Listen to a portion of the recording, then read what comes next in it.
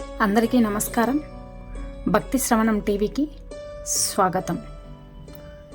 ఎవరినీ కూడా ఒక చిత్తు కాగితంలా చూడకు. ఎందుకంటే రేపటి రోజున ఆ కాగితమే గాలిపటమై ఎగిరితే తల ఎత్తుకొని చూడాల్సి వస్తుంది. గుర్తుంచుకోండి. నువ్వు దేనికోసం కూడా ఆతృతగా ఎదురు చూడాల్సిన అవసరం లేదు. నీకోసం ఏది ఎప్పుడు రావాలో అప్పుడే వస్తుంది. దానికోసం విలువైన కాలాన్ని వృధా చేసుకోకండి. విశ్వాసంతో ఉండండి. అంతా మంచి జరుగుతుంది. నీకు కావలసిన దానికోసం శ్రమించకుండా పోగొట్టుకున్న దాని గురించి ఏడవటం మూర్ఖత్వం అవుతుంది. అసూయ అలాగే అహంకారం రెండూ కూడా ఒక రకమైన వ్యాధి లాంటివే. ఇవి ఉన్నవారు వాళ్ళు సంతోషంగా ఉండరు, ఇతరులను కూడా సంతోషంగా ఉండనివ్వరు. కాదంటారా? ఆశ ఉండడం తప్పు కాదు, అది ఎంతో సహజం కూడా. ఎప్పుడైతే ఆ ఆశలు ఆశించదగని వ్యక్తితో ముడిపడి ఉన్నప్పుడు అవి కేవలం దుఃఖాన్ని అలాగే బాధల్ని మాత్రమే మనకి మిగులుస్తాయి. కోపం అలాంటి ఒక పరిస్థితి. ఆ సమయంలో మన నాలుక, మనసు పనిచేసే దానికంటే కూడా ఎక్కువ వేగంగా పనిచేస్తుంది. దురాశ అది మన మనసు యొక్క స్థితి. అందులో స్వార్థం, కరుణ కంటే కూడా ఎక్కువ వేగంగా పనిచేస్తుంది. ఇక పగ, ఇందులో వ్యక్తి ఇతరుల కంటే కూడా ఎక్కువగా తనకి నష్టం కలిగించుకొని సుఖాన్ని పొందుతాడు. అసూయ, ఇందులో వ్యక్తి స్వయంగా తన ఉనికిని కూడా పోగొట్టుకుంటాడు. ఆ వ్యక్తి ఇంకేదో అయిపోతాడు. ఇంకా మరొక వైపు ఆనందం. ఇందులో శరీరం కంటే కూడా ఆత్మ ఎక్కువగా సంతోషంగా ఉంటుంది. ఇక ప్రేమ, ఆ పరమభావం. ఇక ఇందులో మన దుఃఖం అందరిలో నిండిపోతుంది.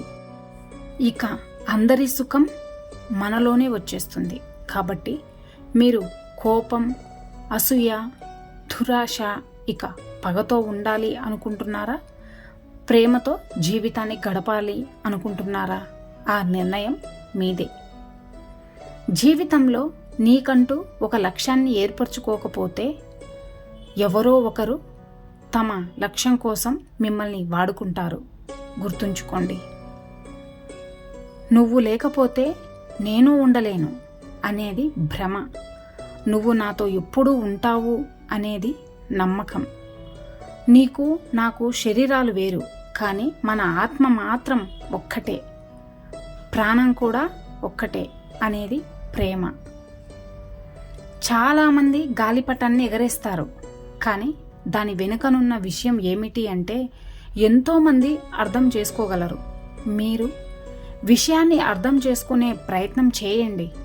మీరే ఆ గాలిపటం అనుకోండి. దాని దారాన్ని ఎవరైతే పట్టుకున్నారో ఆయనే పరమాత్ముడు. అది ఆరంభమయ్యే దారపు కండే. అది తిరుగుతూ ఉంటుంది. అదే మన కర్మచక్రం. ఇప్పుడు మనం ఎగిరే ఎత్తు దేని మీద ఆధారపడి ఉంటుంది? పరమాత్మ పైన లేక తమరి కర్మలపైన? పరమాత్మ తమరికి చెయ్యందిస్తే, తమరు సత్కర్మలని ఆచరిస్తే ఆకాశం ఎత్తులో ఎగురుతూ ఉంటారు.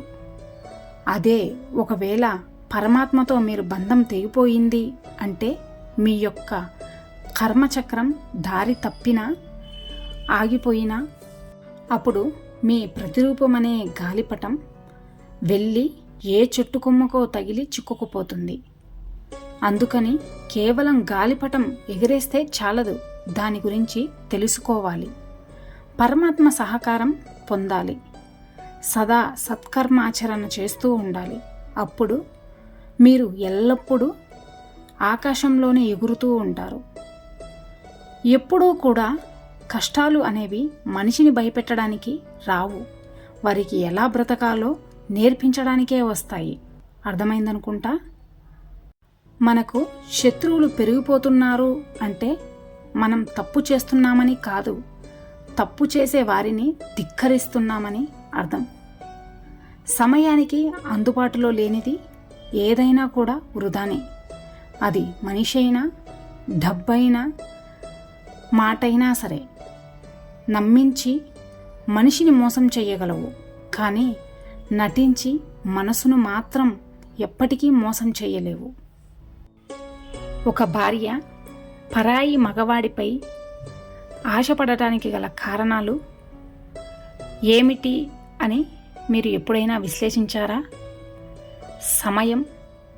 తనకు మీరు ప్రత్యేకమైన సమయాన్ని కేటాయించకపోవడమే ఇందుకు గల ప్రధాన కారణం. మీరు ఉదయం నుండి రాత్రి వరకు కూడా తీవ్రంగా కష్టపడేది మీ కుటుంబం కోసమే. ఇందులో సందేహం ఏమీ లేదు. కానీ అదే కుటుంబం కోసం, ముఖ్యంగా నీ భార్య కోసం కాస్త సమయాన్ని కేటాయించడం కూడా నీ బాధ్యతే అని మర్చిపోకండి. ఎప్పుడైతే మీరు మీ బంధాల కోసం సరి అయిన సమయాన్ని కేటాయించడంలో నిర్లక్ష్యం చేస్తారో అవి మెల్లిమెల్లిగా మీ నుండి దూరం అవుతూ మరొకరికి దగ్గరవుతూ ఉంటాయి. వారు మిత్రులే కావచ్చు, ప్రేమికులే కావచ్చు, భార్యాభర్తలే కావచ్చు, రక్త సంబంధికులే కావచ్చు, ఇంకెవరైనా కూడా ఒక భార్య కానీ భర్త కానీ పరాయి వారిపై ఆశపడటం ముమ్మాటికి తప్పే. కానీ వారికి మీరు సరియైన సమయాన్ని కేటాయించకపోవటం మీరు చేసే అతి పెద్ద పొరపాటు. మీరు ఇలా అనుకోవచ్చు, వారికి ఏం తక్కువైంది, కోరినవన్నీ కూడా తమ కాళ్ళ దగ్గరికి వచ్చేలా చేస్తున్నాను, వారి అవసరాలు అన్నీ కూడా తీరుస్తున్నాను, ఇంకేం తక్కువైంది అని అంటారు. కానీ మీరు ఒకటి మర్చిపోతున్నారు, వారి దగ్గరికి అన్నీ తీసుకొస్తున్నారు, కానీ మీరు మాత్రం వెళ్ళడం లేదు. అవసరాలను ఎవరైనా తీరుస్తారు, కానీ సమయాన్ని కేవలం మనవారు మాత్రమే ఇస్తారు. గుర్తుంచుకోండి. మీ బంధాలు బలంగా ఉండాలి, అలాగే మీ జీవితం ప్రశాంతంగా ఉండాలి అని మీరు భావిస్తే మీరు ప్రేమించే వారితో, అలాగే మిమ్మల్ని ప్రేమించే వారితో సంతోషంగా సమయాన్ని గడపండి. ఇక జీవితమంతా కూడా ఆనందమయం అవుతుంది. జీవితంలో ముందుకు సాగడానికి మనకు ఎవరు కావాలి? తల్లిదండ్రులు, మిత్రులు, ప్రేమ, సహాయం, ధనం, కాయ కష్టం, ఆశ. ఎంతమంది ఉంటే అన్నీ ప్రత్యామ్నాయాలు ఉంటాయి. నన్ను అడిగితే మాత్రం జయ అపజయాలు అనేవి మాత్రం రెండే పదాలపై ఆధారపడి ఉన్నాయి: తగ్గడం, ఇంకా తలొగ్గడం. తలొగ్గితే ఓడిపోతావు, తగ్గడం తెలిస్తే దేన్నైనా ఖచ్చితంగా గెలుచుకోవచ్చు. తమరు అలసి ఉన్నా, బాధగా ఉన్నా, అలానే మీరు ఆక్రోశంలో ఉన్నా వాటికి తలొగ్గకుండా పోరాడాలి, లేకపోతే మీరు ఓడిపోతారు. అలా కాకుండా వాటిని తగ్గించుకొని దేనికైనా నేను సిద్ధమని తల ఎత్తుకొని చూస్తే మీకు ఎదురుగా కనిపించేది విజయమే మిమ్మల్ని తనలోకి ఆహ్వానిస్తూ ఉంటుంది. కాబట్టి తలొగ్గకుండా తలెత్తుకొని జీవించండి. జీవితంలో కొన్ని విషయాలకి, అలాగే కొంతమంది మనుషులకి మనం ఎంత దూరంగా ఉంటే అంత మంచిది. కానీ దురదృష్టం ఏమిటి అంటే మన మనసు ఎప్పుడూ కూడా వాటినే కోరుకుంటుంది, కాదంటారా? మీరు ఎంతవరకు ఇంకొకరిని బాధ పెట్టగలరు అంటే వారు మిమ్మల్ని ప్రేమిస్తున్నంత వరకు, అలాగే మీపై విరక్తి చెందనంత వరకు. గుర్తుంచుకోండి. నీకున్న తెలివితేటలను నీ బ్రతుకు బాగుపడటానికి ఉపయోగించు, అంతేకాని వేరే వారి బ్రతుకు తెరువును పోగొట్టడానికి కాదు.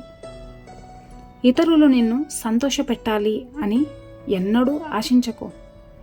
నిన్ను నువ్వు సంతోషంగా ఉంచుకోవడం ఎలాగో నువ్వు నేర్చుకో.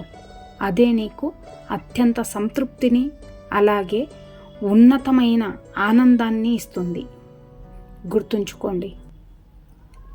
నిజమైన ప్రేమ అందరికీ కావాలి, కానీ అనుకోని పరిచయాలు జరిగితేనే కదా అసలు ప్రేమంటే ఏంటో తెలుస్తుంది.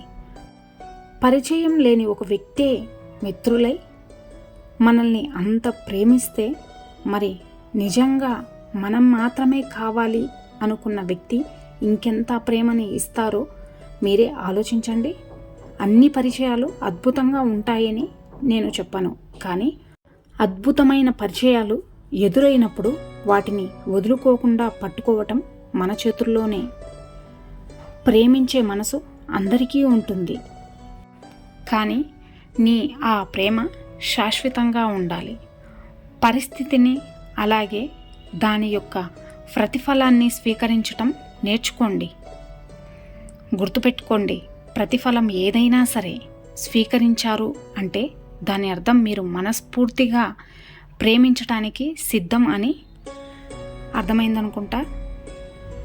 ఎప్పుడైనా సరే నిన్ను అవమానపరిచి హేళన చేసేవారికి నీ గెలిపే సమాధానం కావాలే తప్ప నీ పగ ప్రతీకారాలు కాదు. తనకు లేని వాటి కోసం విచారించక తనకు ఉన్న వాటితోనే సంతోషించే వ్యక్తి ఎప్పటికీ ఆనందంగానే ఉంటాడు. మానవ జీవితంలో ప్రేమకి ఒక అత్యంత మహత్తరమైన స్థానం ఉంటుంది. మనిషి మనసులో ప్రేమ ఉంటే తను జీవించి ఉన్నట్లు భావించొచ్చు. ప్రేమ లేనట్లయితే తను మృతకళేబరం లాంటివాడు. ఇక రాధాకృష్ణ గురించి చెప్పాల్సి వస్తే కృష్ణుడి జీవితంలో రాధ ఉంటేనే కృష్ణుడు అవుతాడు. ఒకవేళ రాధ లేకపోతే కృష్ణుడు కూడా మిగిలిన ప్రాణులాంటి వాడే అవుతాడు. జంతువు నుంచి మానవుడిగా ఎదిగే ఈ ప్రయాణానికి ఆధారమైనదే ప్రేమ. కనుక ఆ ప్రేమని మనసులో బ్రతికించుకోండి. అలానే నాతో కలిసి ప్రేమతో పలకండి రాధాకృష్ణ. ఇన్ని మంచి సూక్తులలో మీకు ఏ సూక్తి నచ్చినదో కింద కామెంట్ చేయండి. అలాగే ఈ వీడియో కనుక మీకు నచ్చినట్లయితే ఈ వీడియోని ఒక లైక్ చేసి ఇలాంటి మరిన్ని వీడియోస్ కోసం మన ఛానల్ని సబ్స్క్రైబ్ చేసుకోండి. ధన్యవాదాలు.